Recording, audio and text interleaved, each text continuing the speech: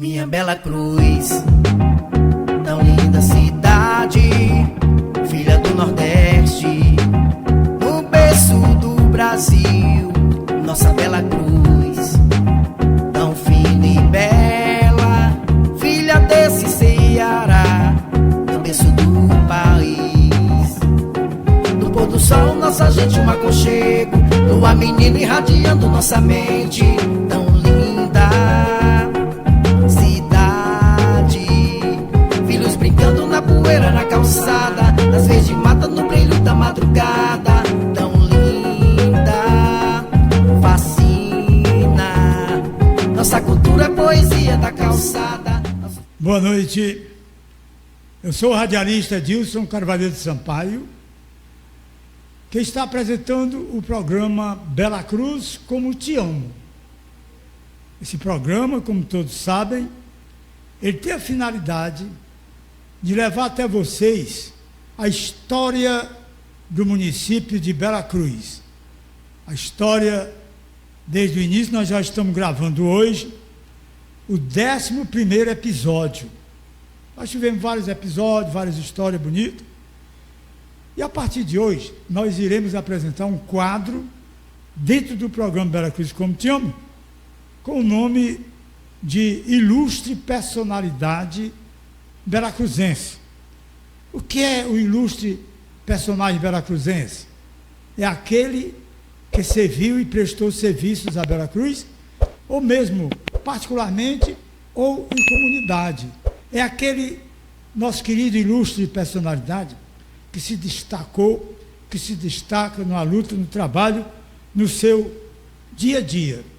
E como não poderia deixar de ser, hoje o nosso convidado especial, ilustre personalidade veracruzense, é Monsenhor Francisco de Assis Magalhães Rocha, nosso querido e amado padre, filho de Veracruz, aposentado e que reside em Veracruz, na casa onde o seu pai morou.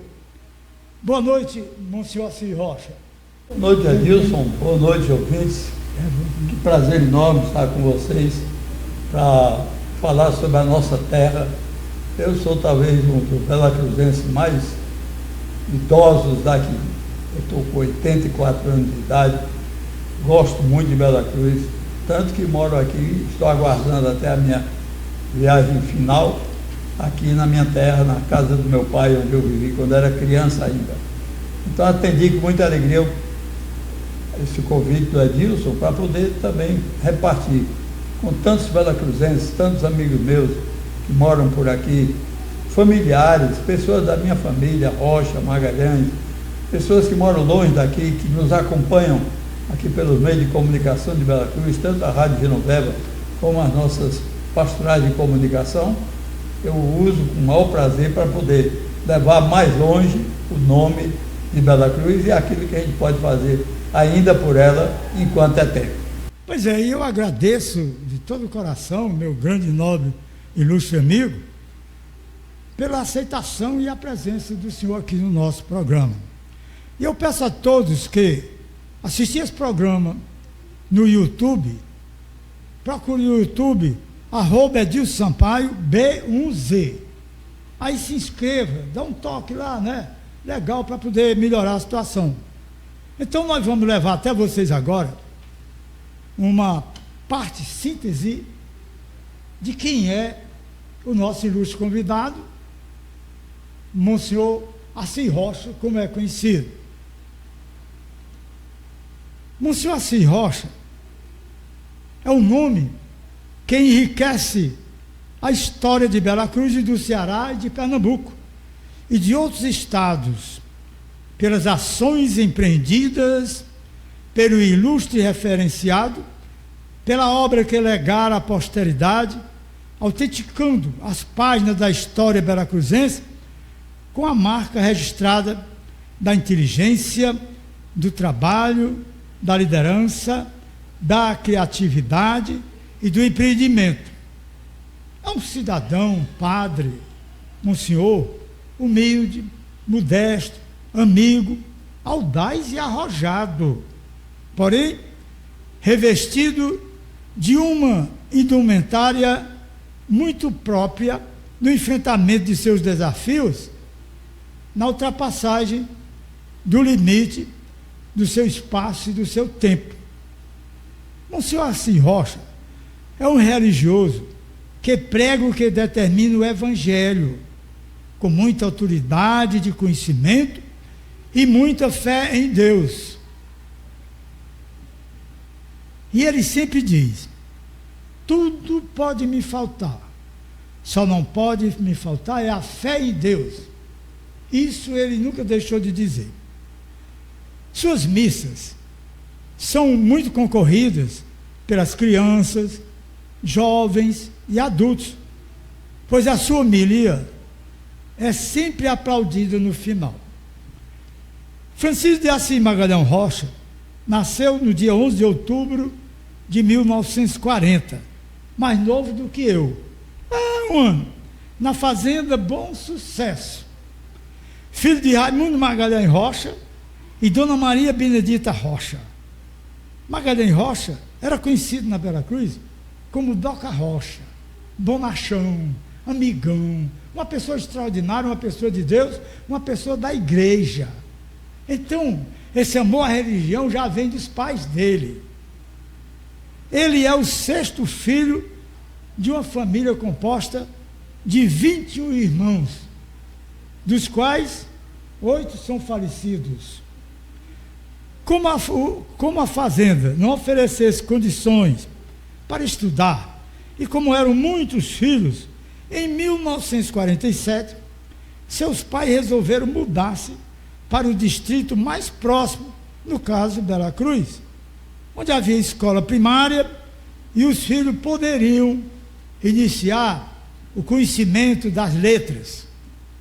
Fez seus primeiros estudos em Bela Cruz. Acontece que em fevereiro de 1952, concluiu o 3º ano primário com pouco mais de 11 anos de idade. Para aquela época, foi uma coisa extraordinária. Ingressou no Seminário São José de Sobral, Ceará, onde cursou o 5º ano primário, aos 11 anos de idade, fazendo depois o exame de admissão, que lhe dava o direito a iniciar seu curso ginasial, em fevereiro de 1953, no Seminário Dom José de Sobral. Em 1960, fez o 1º ano de filosofia no Seminário Provincial de Fortaleza, Ceará. Nos anos de 1961 e 1962, cursou o 2º e o 3º anos de filosofia no Seminário Regional do Nordeste, em Olinda, Pernambuco, onde também estudou os seus 4 anos de teologia, até o ano de 1966. Ordenado sacerdote em 4 de agosto de 1968, logo foi nomeado vigário da paróquia dos Afogados da Ingazeira, em Pernambuco. Em 1970, licenciou-se em filosofia pela Faculdade de Filosofia, Ciências e Letras da Universidade Católica de Pernambuco. De 1973 a 1976, cursou Sociologia na Pontifícia Universidade Santo Tomás de Aquino, em Roma, na Itália, onde concluiu o bacharelato e o mestrado defendendo a tese O Fenômeno Frei Damião na Religiosidade Popular do Nordeste do Brasil. Todos nós sabemos quem foi o missionário, o pregador Frei Damião, querido pelo Nordeste todo principalmente. Monsenhor Assis Rocha, como seminarista, estagiário e padre, sempre foi muito ligado às comunicações sociais, mantendo ininterruptamente programas de rádio, como ele fez aqui na Rádio Genoveva. Nunca deixou de fazer o programa Caminho, Verdade e Vida, e muitos outros, e nunca deixou, Monsenhor Assis Rocha nunca deixou de aceitar um convite nosso para dar uma entrevista, para estar junto da comunicação. Fez parte do Conselho Presbiteral das arquidioceses de Olinda e Recife, em Pernambuco, e da Paraíba. Foi também secretário do Conselho Presbiteral da sua diocese de Afogados, da Ingazeira, em Pernambuco. No dia 1º de março de 1979, assumiu a paróquia de São José da Boa Esperança, em Amaragi, Pernambuco. Logo de sua chegada à cidade, deixou a população entusiasmada por seu dinamismo e atuação frente à paróquia.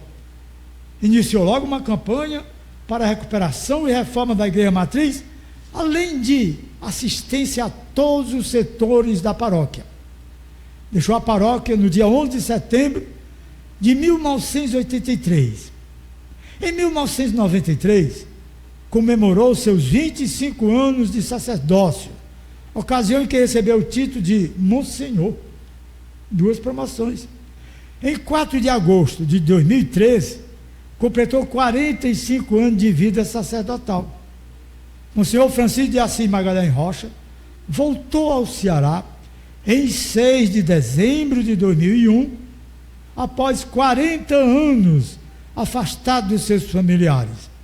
Em fevereiro de 2002, foi convidado pelo seu amigo, professor Teodoro, já falecido, na época reitor da Universidade Vale do Acaraú, a UVA, para trabalhar com o mesmo. Inicio como diretor da universidade, como diretor da Rádio Universitária de Sobral, e depois como pró-reitor de articulação e comunicação até 2006. Nesse ínterim, colaborou também com a Diocese de Sobral, assumindo pro tempore a paróquia de Santana do Acaraú, a área pastoral de Aranaú, a direção do jornal Correio da Semana de Sobral, até que Dom Fernando Saburido, bispo de Sobral, assumiu a Diocese de Sobral como seu bispo e o convidou para ser assessor de comunicação da Diocese. Atualmente exerce suas funções em Sobral, onde também é pró-reitor de comunicação da Universidade Vale do Acaraú, a UVA, na época. Também foi diretor espiritual do Seminário Teológico de Fortaleza, depois vice-reitor e vigário paroquial de Bela Cruz. Para exercer tais atividades, Monsenhor Assis Rocha tem que viajar semanalmente dentro do triângulo Sobral, Fortaleza e Bela Cruz. Era uma luta muito grande, um trabalho sério, mas ele fazia com gosto, com amor. É muita estrada a ser percorrida por um quase safenado, coração velho, aos 70 anos de idade. É difícil isso na época, né? Hoje ele tem 84. É difícil entendê-lo totalmente, com tantas idas e vindas, mas é essa a sua personalidade, ou como queiram, sua virtude. Um tanto irrequieto, mas sempre querendo acertar. Este é uma parte de Monsenhor Assis Rocha, o nosso convidado, o nosso querido conterrâneo, o nosso querido amigo que nós conhecemos muito bem, que quando ele assume uma coisa, ele não abre para ninguém, ele vai até o fim, com Deus na frente, o resto resolve. Então, Monsenhor Assis Rocha, agora nós vamos começar de fato o nosso trabalho como o senhor ilustre personalidade convidado aqui do nosso programa Bela Cruz Como Te Amo. Você tanto encontra esse programa e esse 11º episódio no YouTube, @Edilson Sampaio BI1Z, como também no Facebook, Edilson Sampaio. É um trabalho que a gente criou, que a gente teve a ideia de fazer algo pela nossa Bela Cruz. Como a Bela Cruz é uma história muito grande a sua existência, nós fazemos questão de assim proceder. Inicialmente, eu sei que o senhor quer falar a respeito de tudo que eu falei, mas antes, eu gostaria, em primeiro lugar, que o senhor falasse de sua vinda quando veio morar em Bela Cruz, pequeno, e aqui criou-se, depois com 11 anos já foi para seminário, e qual a sua primeira professora, e como também, como o senhor vê ainda e recorda de como era Bela Cruz na época, a igreja, as ruas, a Praça da Matriz, e tudo mais. Como foi a sua infância aqui em Veracruz, vindo de uma fazenda? Ué, Edilson, o prazer é enorme. A tua história aí está tão bem contada, eu nem penso que era minha. Mas é a sua história. Mas eu cheguei aqui em Veracruz com 7 anos de idade, vindo das matas, da fazenda Santa Maria, tendo nascido na fazenda Bom Sucesso, que era do meu tio do meu pai, Zé Batista da Rocha, era proprietário de toda aquela área de terra, de uns 18 mil hectares.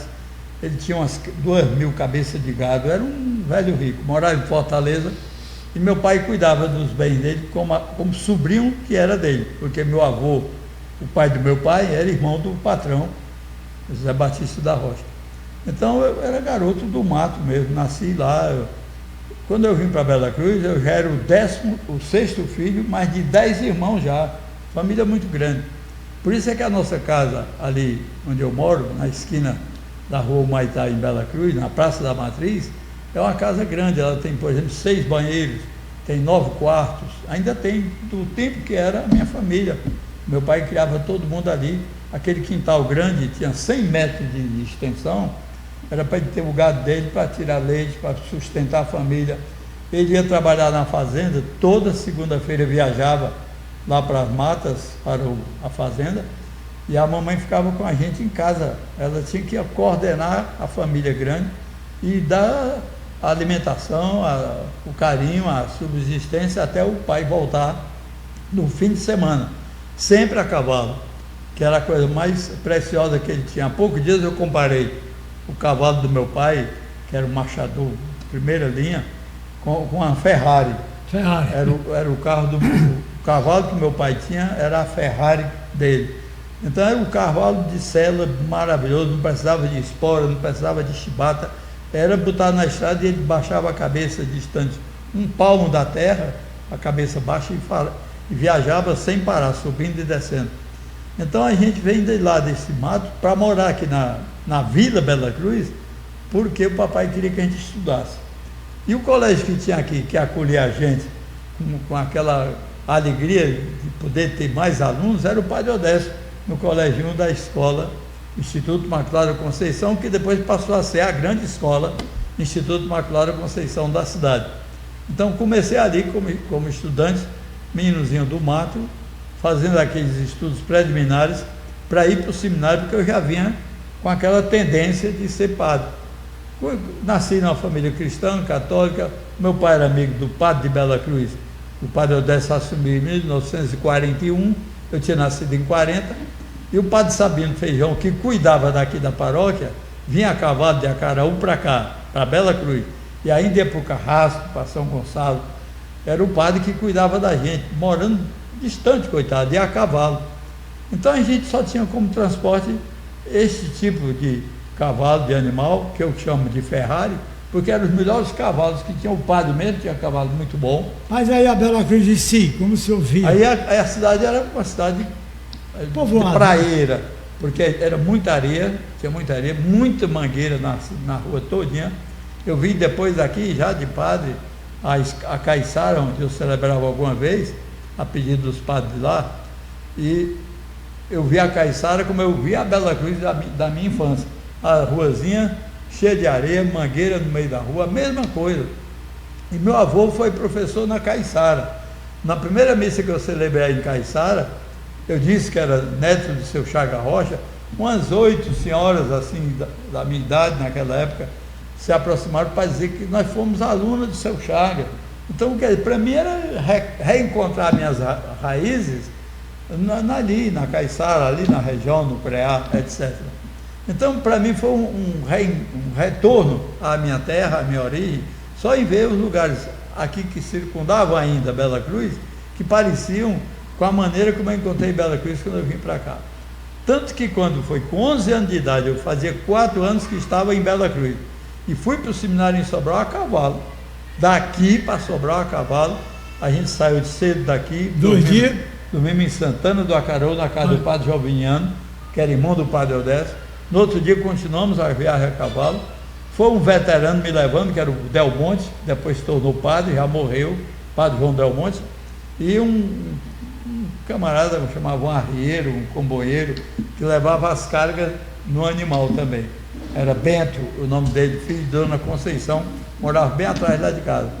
Então eu me lembro disso tudo, muito bem. Escola reunida lá atrás, você se lembra disso? Tinha a né? escola reunida, me lembro. Prédio catequético, né? Que Centro catequético ali. Onde era a Câmara, né? A gente saiu do centro catequético, onde era a Câmara, hoje está fechado. No centro catequético a gente ia de tamanco para a igreja, depois do catecismo, aquele barulho de tamanco na calçada, treco, todo mundo. E na hora do catecismo, às 3 horas, o 4 era... Em todo beco saiu menino, né? Todo mundo numa sala, eram umas 11, 12 salas. Aí sai o menino de dentro, tudinho em fila, todo mundo em fila por cima da calçada da igreja, da praça, aquele barulhinho dos tamancos no chão.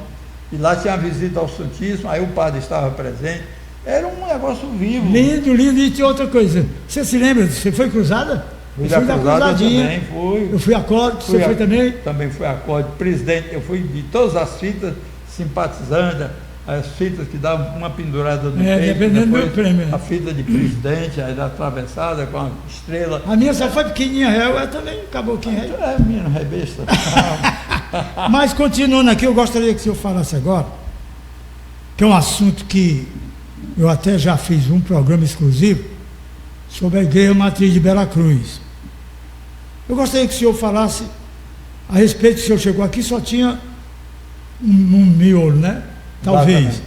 Então, desse majestoso templo de Nossa Senhora da Conceição, nossa Igreja Matriz. Como o senhor via, ou como vê aquele templo, aquele céu maravilhoso, a parte de cima, a parte de tudo, e depois o senhor celebrou ali. Me ordenei nela, naquela igreja. Então, o senhor podia falar um pouco sobre isso aí? É muito importante. Prazer muito grande. A igreja de Bela Cruz foi feita, naquele tempo, era realmente, a pobreza era muito maior do que agora. Mas eu acho que o povo era mais generoso. Era ajudar. Qualquer um fazendeiro dava um garrote, dava uma vaca, dava um bode. Qualquer homem que tivesse propriedade aqui por perto ajudava. E o Padre Odécio juntava esses animais que ele ia ganhando na fazenda Telha ou lá no Carrasco. Não, São Gonçalo. Não, o Carrasco era Sabino. Que não sabia, né? Você tinha uma cisão. Então ele botava aquele gadinho lá, bezerro, para crescer, para depois vender e fazer a igreja daqui. Foi feita com muito esforço do Padre Odécio, que era o caboclo lá de Novo Oriente, e era acostumado a passar necessidade e dificuldade, mas era corajoso demais. Tanto é que seu Chiquinho, o pai dele, teve os filhos todos encaminhados para seminário, nenhum deles deixou de estudar em casa de religioso, por isso mesmo é que ele teve 2 filhos, irmão marista, diretor de colégio marista, tanto em Fortaleza como lá em Recife, era o Frei Pascoal e o Frei Adonias. Tarcísio. Frei Tarcísio, exatamente. Depois o Adonias se tornou foi meu padre, lá. Foi teu chefe lá. Foi meu chefe lá no E o Pascoal foi juiz de direito, casou com uma parenta, uma amiga da gente, família Jucá. E então, o esforço que o Padre Odécio fez para fazer essa igreja, com a ajuda do povo de Bela Cruz, foi fantástico e foi rápida. Ele construiu aquela igreja de uma maneira rápida. Tinha pessoas que prestavam serviço, tinha um italiano, Bianchi, o Bianchi que fazia shows por aqui. Sim, o construtor era um engenheiro também, né? Italiano. De fora, todo mundo. Vinha prestar serviço, ele promovia essas festividades, juntava em leilão. Quantos leilões, meu Deus, a gente via? Dona Angélica, que era minha professora e minha catequista, andava... Na Zebinha, né? Com todo respeito por ela, da Dona Angélica, que chamava ela a burra da paróquia, porque ela andava por todo canto pedindo galinha, bode, para poder juntar para fazer a igreja. Essa história eu sei de verdade, porque meu pai ajudava constantemente. Meu pai era ligadíssimo à igreja, era dos primeiros a chegar na celebração. Então a gente participava daquela vida e o padre era o que comandava. No município não era ainda, porque era 51. Não era município, foi município em 1957. Mas até lá o padre era o prefeito, era o delegado, era a autoridade que era respeitada aqui. Esse trabalho todo aí da igreja foi no ano de 1942, 43. Sim, porque ele chegou aqui em 41. Foi. Aí ele começou o trabalho. Mas o trabalho daqui que eu soube hoje, esse senhor que eu fui visitar, esse velho de 95 anos, que trabalhou lá, era encarregado de buscar lenha para queimar o tijolo milagroso, que era grande, que ele trouxe a fome no Oriente. Ele contando hoje, né? Muito interessante. Nós estamos no assunto, né? Pois bem, a gente viu isso aqui há tanto tempo atrás. Então, Bela Cruz, esse alinhamento de Bela Cruz todinho, quem deu foi o Padre Odécio. Foi, as ruas. O prefeito de Acaraú vinha aqui para isso, ia nada. A Bela Cruz era um distrito de Acaraú, e Acaraú era para lá, e a gente para cá. Vivia aqui. Então o padre que chegou aqui, era o prefeito, era o delegado, era a autoridade que tinha prestígio e nome, era o Padre Odécio. E ele alinhou a cidade, fez essas ruas todas bem traçadas, podia hoje já ser tudo mais largo. Mas era o jeito que tinha da cidade na cabeça dele. Então a gente sabe dessa história e via que a influência dele era muito grande. O que o Padre Odécio dissesse... Ele era um visionário, né? Mas tinha muita visão e inteligência. E muita moral para fazer, né? Muito trabalhador. Viajava para as capelas sempre a cavalo, a gente ia com construiu todas as capelas, né? Todas as capelas a gente ia construiu a casa paroquial em cada capela. Era, exatamente. O caboclo me contou tudo, eu sabia, sabe? Aí ele me disse que quem tomava conta do trabalho era o tio Chiquinho, pai do padre. Sim. Da igreja. E quem fazia a comida, ele disse que era a irmã Ângela. A irmã cozinhava para os trabalhadores. E Dona Caçula, né? A minha mãe também. A mãe também. Pois é. Era vizinha do padre. Bom, eu queria falar com o senhor o seguinte: quando se fala em Bela Cruz, é difícil não se falar em Monsenhor Odécio, né? É muito difícil. Mas eu perguntaria o seguinte: ele fez parte da sua vida religiosa, mas também ele fez parte da orientação para você ser padre, não? Ajudou. Sim, eu fui logo, entrei para ser cruzadinho, logo pequeno, com 8 anos, 7, 8 anos, 9, e fui ser acólito. A coroinha que a gente chama hoje era acólito naquele tempo. Então a gente ia para voltar, vestia a batinha vermelha com um roquete branco para ficar perto dele, balançar o turíbulo, fazia tudo aquilo, toda a liturgia ele fazia, ensaiava para a gente não errar no altar. Ele cobrava tudo da gente. Ele ensaiava tudo e ensinava o catecismo botando quente. Tudo, era. Ele gostava muito do seu pai, seu Doca. Inclusive ele dizia assim, compadre Doca, eu acho que é compadre Doca. Era, compadre dele. Ele não perde uma missa. O Pio era ele comunga toda a missa. Era. Ele é um homem de Deus. E ele ajudou muito o Padre Odécio. Sim. O Padre Odécio comeu muito lá. Sim. Foi só eu que comi uma, 2 vezes, que lá também. Bom, Padre Assis. Mas só rapidamente, quando o papai morreu, eu estava em Roma. E eu vim, por causa da morte dele, eu antecipei minha viagem de volta. Eu ia voltar em março, ele morreu aqui no começo de fevereiro, aí eu passei 1 mês e meio antes, me antecipei minha viagem. E quando eu cheguei aqui, eu presidia a celebração, mas o Padre Odécio foi quem pregou. Porque eu vinha lá de longe, de Roma para cá, e ainda pegar uma missa para celebrar do meu pai, né? Aí o Padre Odécio pregou. Aí disse, o Padre Doca Rocha tinha 3 coisas importantes. Era um homem de bem. Tudo que se queria dele conseguia. Era um homem de fé. Ele vinha na igreja constantemente, ele não faltava a missa dele. E era também compadre do padre, era amigo do padre. Olha, no sermão dele eu me lembro das coisas que ele disse, homem de Deus, homem de fé e amigo do padre. Então ele era realmente amigo dele. O Padre Odécio tinha uma dor de cabeça, uma coisa em casa, aí ele vinha, atravessava a rua lá da casa dele para a nossa casa, tudo no escuro, 2 da manhã, batia lá em casa com o padre, dá para a comadre fazer aí um chá, sei lá, de folha, de laranja. Não era só, cara. Aí, porque eu estou mal, e ele pediu porque ele estava doente. Aí o papai, pô, volte para casa que eu vou levar. Aí a mamãe fazia o chá e ele ia deixar lá para ele, a hora que aquele tempo era assim, o padre vivia com a ajuda dos outros. Eu me lembro muito disso, o meu pai ia para deixar um chá para ele, porque ele morava sozinho, e aí naquela hora de dar necessidade, ele ia bater na casa do amigo dele, que era meu pai. E aí o papai fazia com o maior prazer aquilo para ele. Bom, Padre Assis, por gentileza nos relate como foi vencer e sobreviver nessa luta para chegar a realizar o seu sonho sacerdotal. Todos sabemos que não foi fácil, porque o senhor não ficou só aqui no Ceará, não ficou só em Sobral. Seu caminho é longo, né? Daí você seguiu para Recife, e lá terminou, formou-se, ordenou-se lá. Eu ordenei aqui. Ordenou aqui, Eu vim Foi Dom José de Pinambá? Não, foi meu bispo de Afogado da Engazeira. Ah, que veio para cá. Veio me ordenar aqui em Bela Cruz, exatamente.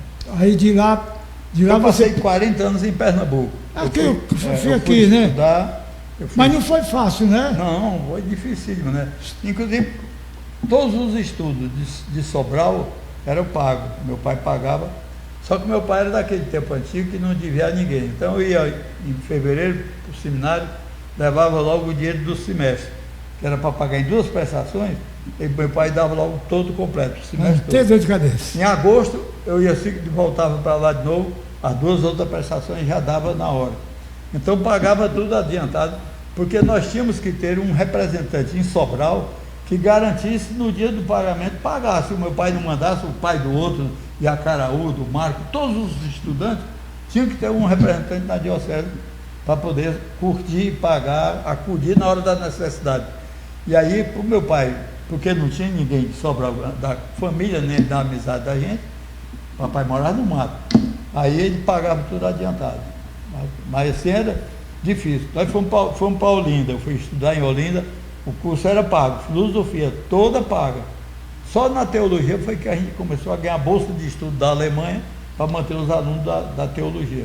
Porque aí já eram os anos finais. O bispo de Olinda, ele gostava muito do senhor, né?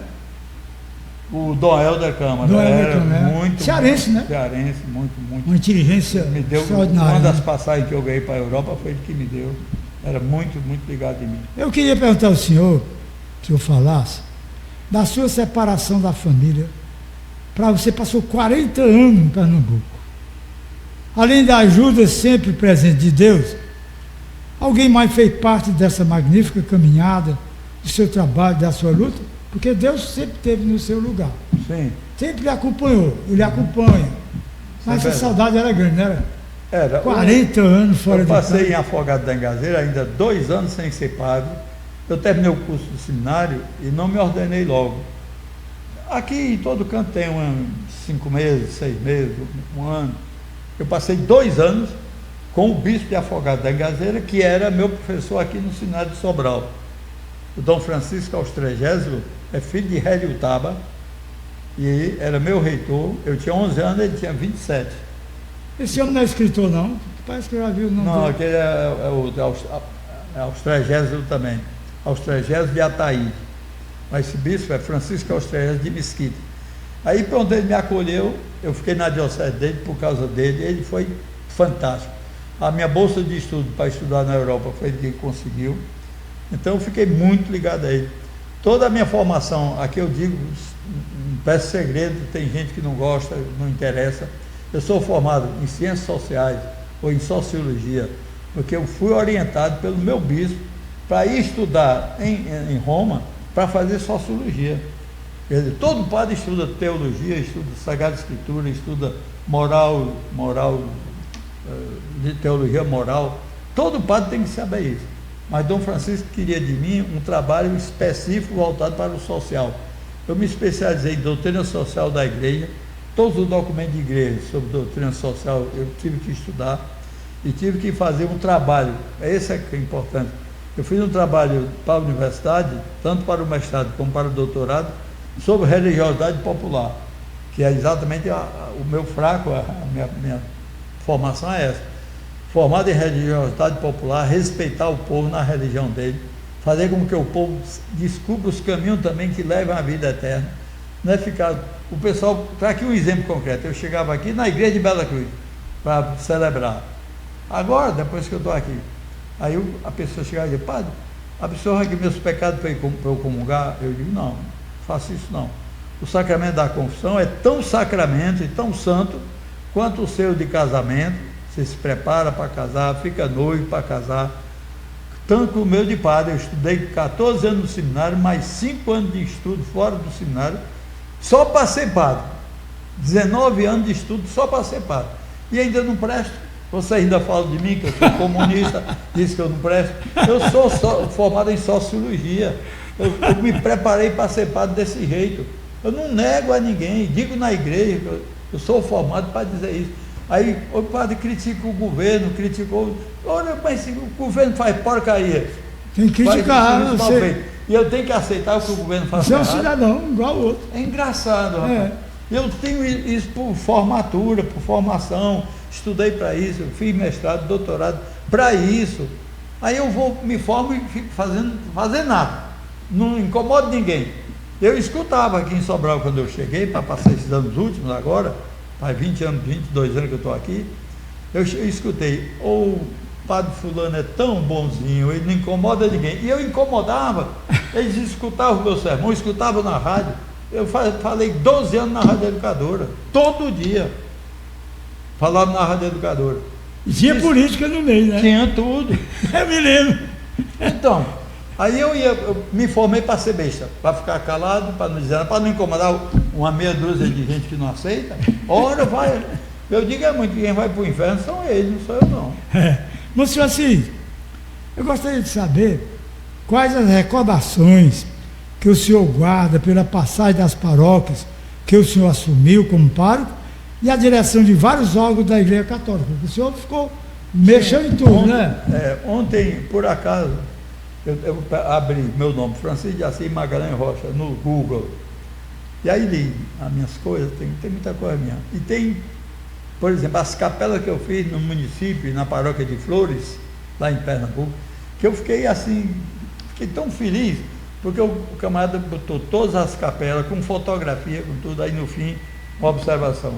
Esse trabalho de construção dessas capelas se deve ao Monsenhor Francisco de Assis Magalhães Rocha. Você nem se lembrava? Não, eu me lembrava das capelas, mas eu sabia. Passou, né? Passou. Mas não ficou esquecido. Aí sai, tá lá no Google.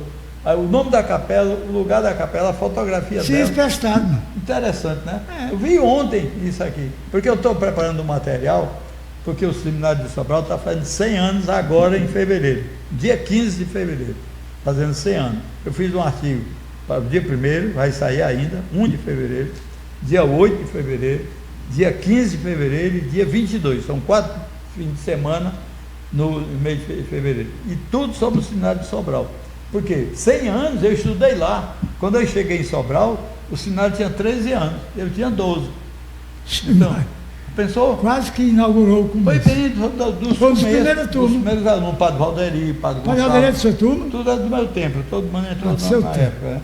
Entendeu? Então eu estou me movendo dentro desse tema agora, porque é uma data histórica que nós vamos comemorar. Nós, ex-alunos, o Padre Zé morreu agora há pouco, né? Tem o Padre Sadó que ainda está vivo, tem o Gonçalo Pinho que ainda está vivo, tem o Padre João Batista Proto que ainda está vivo, e eu estou vivo. Então, a gente sabe dessa história, a gente viveu ali dentro. Vai ser uma festa muito bonita. A gente conheceu o Dom José do Tupinambá. Eu também conheci. Eu conheci Dom José. Eu almocei lá no seminário, o Paulo Décio levava. Paulo Décio não ia a restaurante, era lá no seminário. Tanto aqui como em Fortaleza. Sim, eu gostaria de perguntar o seguinte.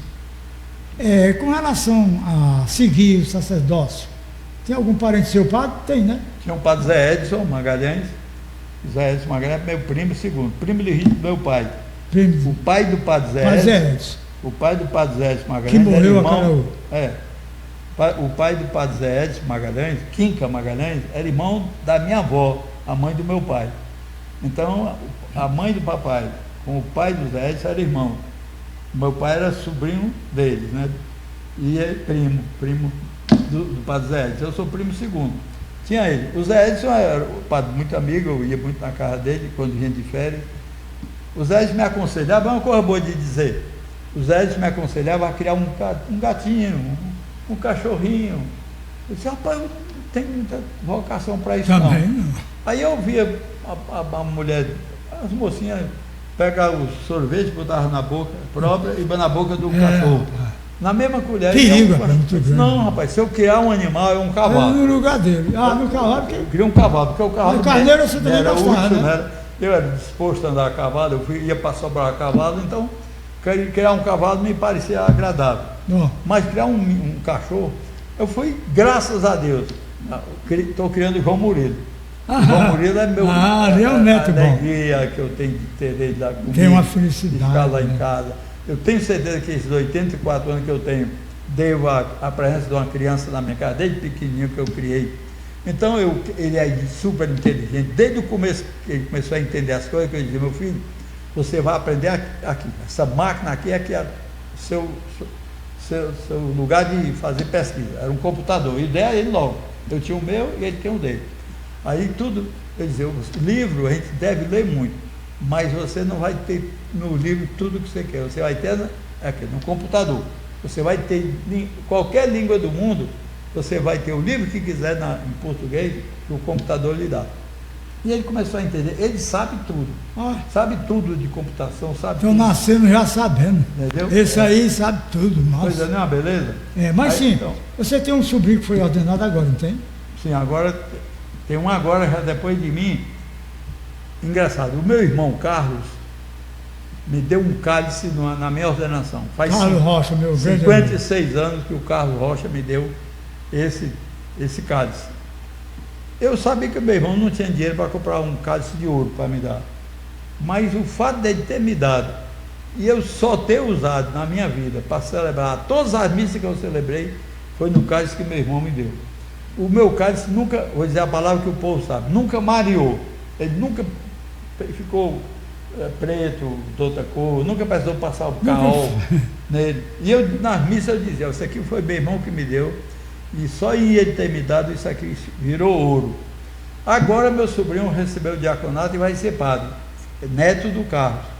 E quando eu terminei a missa que eu celebrei na casa dele, para a avó dele, que é minha cunhada, está lá com 89 anos, do Reizinha, aí eu purifiquei o cálice, limpei e disse, agora, a partir de agora é seu. Foi seu avô que me deu, eu lhe dou e dei outro tempo de vida a ele, que eu estou terminando minha vida, eu não sei até quando, mas está aí. Deu o cálice a ele, né? O pai dele estava na missa, que é meu sobrinho. Carlos Filho. Aí que é Carlos Alberto também. Carlos Alberto Filho. É. Aí o Carlos Alberto disse, eu não acredito uma coisa dessa, bem alto, sabe? Porque ficou, aí chorou todo mundo. É uma emoção muito grande. Interessante, né? Pois bem, então tem esse menino que é diácono, já está trabalhando lá em Baturité, na paróquia de Baturité. Está ajudando ao padre lá para fazer o estágio dele para ser padre. Família. Se Deus quiser.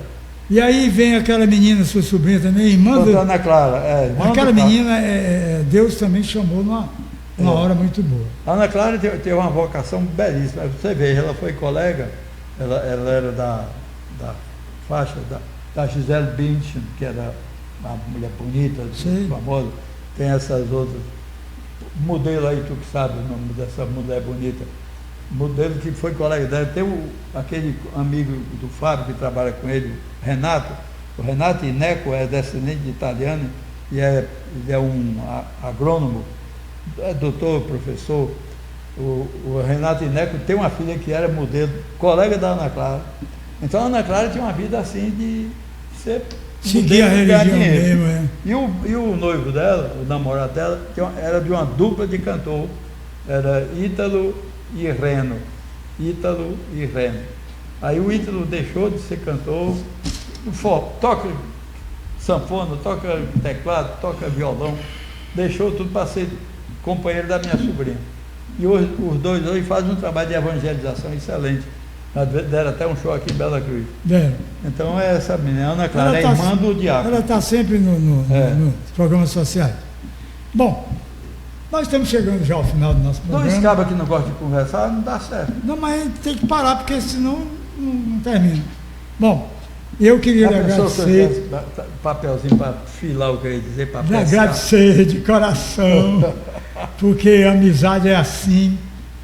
Você foi meu primeiro convidado para participar desse programa, desse trabalho que a gente faz voluntário, com muito amor, com muita alegria, porque amar Bela Cruz igual o que eu amo, só você. Está entendendo? Porque Bela Cruz, como te amo, é uma coisa extraordinária. E a gente faz esse programa com muita dedicação, com o apoio aqui do nosso querido Márcio, né? Então, eu queria lhe dizer, como amigo, que nós somos amigos,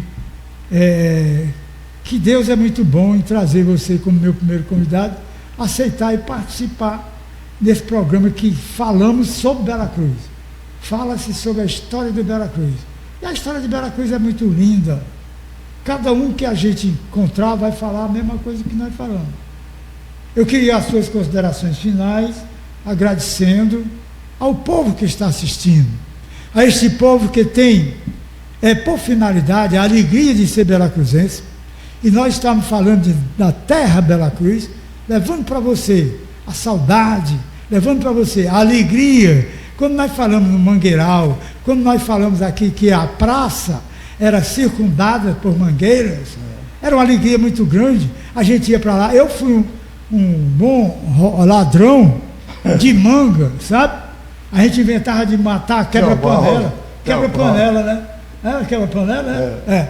Aí mais um padre um dia soube, a gente comia a bicha verde grande ali de São Anselmo, com sal. E o padre me deu uma dúzia de bolo por isso. Aí, mas eu não deixei de roubar, não. É os meus amigos, né? Quer dizer, chegava no mercado, né? Ali no mercado público, aquela mangueira de lado do seu Ambrósio ali. Exato. Todo lado tinha mangueira. Sinceramente, quando cortaram a mangueira, eu fiquei tão triste. Exatamente. E foi uma tomada de posição da Câmara Municipal de Bela Cruz na época, porque achava que aquilo estava atrapalhando. Olha, como mais lindo do mundo, rapaz. Era para hoje estar tudo indo no lugar. Então, as suas considerações e o meu muito obrigado, e a nossa amizade vai ser sempre a mesma e eterna, até o dia de um levar o outro. Eu agradeço muito pelo seguinte, eu sou formado em comunicação, então eu não preciso, não adianta, eu não posso botar um roteiro do que eu vou dizer. Eu chego em toda a vida de padre, lá em Pernambuco, eu ia para as festas de padroeiro, os padres me chamavam à noite, eu chegava e dizia assim, cadê o programa da festa? Cadê o programa da festa? Aí eu olhava a minha noite, terceira noite, Padre Assis, o assunto é esse aqui, pronto. Aí eu ia fazer meu sermão. Nunca precisei preparar assim uma coisa, porque eu ia para dar um recado, né? Aqui em Sobral era a mesma coisa. Todo locutor de Sobral, radialista de qualquer emissora, me chamava para dar entrevista. Eu cheguei em Sobral, era diretor da Rádio Universitária, era professor de comunicação da universidade. Então eu aparecia demais, não adiantava me esconder não, eu aparecia mesmo. Aí eu era chamado para todo mundo. Talvez tu conheça de nome, Isaías Nicolau. Isaías Nicolau era um locutor de Sobral famosíssimo. Famoso, muito famoso. Aí o Isaías perguntou. Pacelli é mais é Pacelli bom também, é da época. Ah, bom, eu conheço quase todo mundo. Aí Isaías Nicolau perguntou, Padre Assis, o senhor já levou cantada de mulher? Eu disse, muitas, eu sou homem igual a você não leva cantada não? Assim logo, aí eu ficava difícil, acabou a conversa. Porque sabe o que é? Padre, o cara quer levar na chinela, um abestado, o padre não sabe se comunicar. E eu, graças a Deus, o que eu sei fazer é me comunicar. Aprendi a me comunicar, olhe para você, olhe para mim ali, olhe para cá. Se tem mulher, olhe nos olhos da mulher, o padre olha para a mulher. Ora, mas como é que se comunica sem olhar? Pois bem, então eu atendo muito prazer, pela alegria que eu tenho de comunicar alguma coisa, que vai ficar, alguém vai comentar. Pode ser que alguém nem concorde com o que eu disse, mas é bom que vai gerar discussão, é ótimo, sabe? Eu sei disso, eu já sei que eu causo isso, sabe? Eu levo as pessoas a discutirem por causa do que eu disse. É muito bom. Mas isso não me muda nada, não deixe ser o padre que eu sou. Nunca tive interesse nenhum interesse em ganhar dinheiro porque eu sou padre, em vender sacramento. Nunca vendi uma missa. Digo com toda certeza, nunca fiz isso. Nunca passei fome. Estou com 84 anos, nem todo padre chega na minha idade. Então é um prazer enorme que eu tenho de atender um chamado desse e dizer que tudo que eu aprendi de formatura da minha vida, de formação, de estudo, foi por causa da minha vida, para eu levar a sério na minha vida. Não é formar para botar no baú e guardar, não. Tem é formar para usar. Então eu pratiquei tudo que eu aprendi intelectualmente, eu pus em prática, nunca deixei de pôr em prática. Quando eu ia para um país lá na Europa, eu conheço 29 países do mundo, eu andei em 29 países. Quando eu ia para um país daqueles que eu não sabia a língua, eu procurava alguém na igreja que entendesse uma das línguas que eu sabia, aí vinha me ajudar. Aí eu pregava em português, tinha que ser uma pessoa que soubesse português e alemão, por exemplo, português e francês. Aí, olha, em todo canto tem gente que fala outra língua. Então, alguém que fala inglês, aí vinha, sabe? Eu fazia o sermão. Eu fiz um casamento na Inglaterra, fiz um sermão escrito em inglês, li para a enfermeira do hospital, que eu era capelão do hospital, li para ela em inglês, o meu inglês, ela corrigiu. Passei a limpo, não tinha negócio de computador nem máquina de escrever não. Aí passei ali bem certinho. Aí quando foi na hora do casamento, o noivo era da igreja protestante e a noiva era católica. Ela era da Malásia, lá da Ásia, e ele era inglês. Aí procuraram um hospital que tivesse uma capela boa para ela casar, que ela era enfermeira. Aí quando chegaram na minha capela, era a 5ª visita que eles faziam, a 5ª visita. Aí eu tratei bem, conversei com o meu inglesinho pequeno ainda. Aí ele foi isso, vamos casar aqui. O padre agradou a gente, então vamos casar aqui. Ele decidiu. O casamento sendo no hospital, era capelão, porque eu tratei logo ele bem. Então, levou meu nome para a cúria, trouxe a licença para eu fazer o casamento e tal, e eu fiz o sermãozinho para o casamento dele. Aí quando terminei de ler, perei todinho, o inglesinho meu, ajudado lá por alguém para ficar bonitinho. Aí ele foi e disse, lá no pé do altar, eu posso guardar esse papelzinho comigo? Eu disse, pode. Aí foi, pegou, botou no bolso e disse, é a melhor lembrança que eu tenho do meu casamento. Aí não foi bacana não? Então só para dizer que isso eu faço com naturalidade, porque eu me preparei para isso. Estou vendo os tempos passar, eu estou com 84 anos, ainda me lembro de muita coisa, me lembro demais, mas estou na mão de Deus.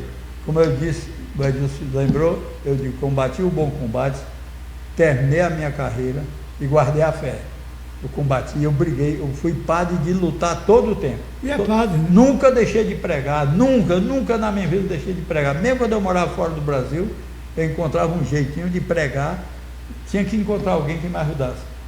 Uma vez eu encontrei uma freira alemã que falava português e alemão. Aí foi sopa no mel.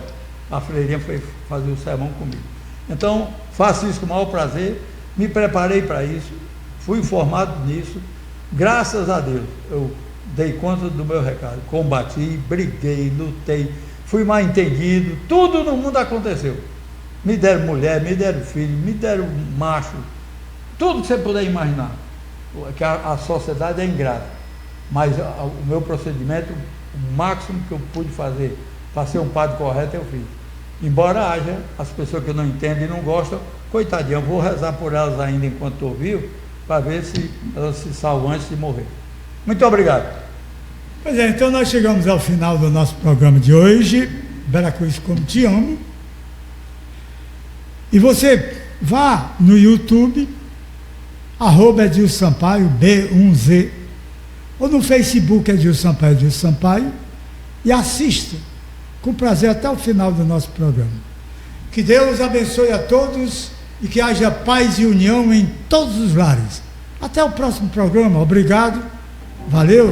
Deus no comando. Minha bela cruz, tão linda cidade, filha do Nordeste, no berço do Brasil.